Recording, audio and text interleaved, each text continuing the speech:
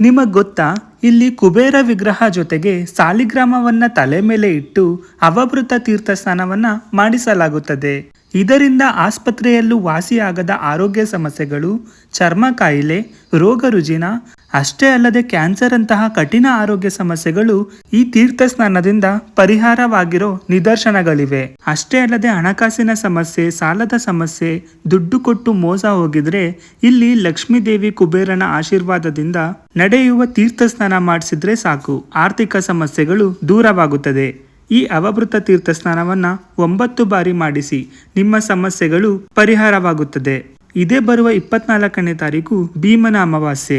ಇದು ಬಹಳ ಶಕ್ತಿಶಾಲಿಯಾಗಿದ್ದು ಈ ದಿನ ದೇವಸ್ಥಾನದಲ್ಲಿ ಶಕ್ತಿ ಹೆಚ್ಚು ಜಾಗೃತವಾಗಿರುತ್ತದೆ.